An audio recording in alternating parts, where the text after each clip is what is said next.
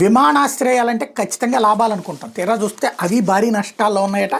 81 విమానాశ్రయాలు ఏకంగా లాసెస్లో ఉన్నాయట. 10,000 కోట్లకి పైన లాసెస్లో ఉన్నాయట. కేంద్ర పౌర విమానయాన శాఖ వెల్లడించిన లెక్క ప్రకారం 2015-16 నుంచి 24-25 మధ్య దేశవ్యాప్తంగా ఎయిర్పోర్ట్స్ అథారిటీ ఆఫ్ ఇండియా అధీనంలో ఉన్న 81 విమానాశ్రయాలు మొత్తం 10,852 కోట్ల నష్టాన్ని చూశాయి. ఢిల్లీలోని సఫ్దర్జంగ్ విమానాశ్రయం అత్యధికంగా 673 కోట్లు నష్టపోయింది. ఆ తర్వాత స్థానాల్లో అగర్తలా, బేగంపేట, డెహ్రాడూన్, విజయవాడ విమానాశ్రయాలు ఉన్నాయి.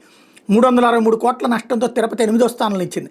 ఆంధ్రప్రదేశ్లోని రాజమండ్రి 339 కోట్లు, కడప 103 కోట్లు, ప్రకాశం జిల్లాలోని దొనకొండ 1.84 కోట్లు, తెలంగాణలోని వరంగల్ 5.76 కోట్ల నష్టాన్ని నమోదు చేశాయి. సఫ్దర్జంగ్ విమానాశ్రయం నుంచి ప్రస్తుత వాణిజ్య విమానాల కార్యకలాపాలు సాగించడం లేదు. ఇక్కడి నుంచి ఇందిరాగాంధీ అంతర్జాతీయ విమానాశ్రయానికి వివిఐపీలను తీసుకెళ్ళడానికి మాత్రం ఉపయోగిస్తున్నారు. ఏ ఖాతాలో దేశవ్యాప్తంగా మొత్తం 133 ఎయిర్పోర్ట్లు ఉన్నాయి. ఇందులో 35 విమానాశ్రయాల నుంచి అంతర్జాతీయ విమానాశ్రయ విలువలు నడుస్తున్నాయి.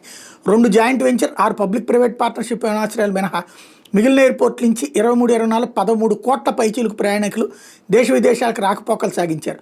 6.88 లక్షల మెట్రిక్ టన్నుల సరుకు రవాణా అయింది. అయితే ఇదే ప్రైవేట్కి ఇచ్చేస్తే లాభాల్లోకి వెళ్తాయి. ఈ ప్రభుత్వపు నిర్వహణ వలన ఈ సమస్య ఎదురవుతూ ఉంటుంది.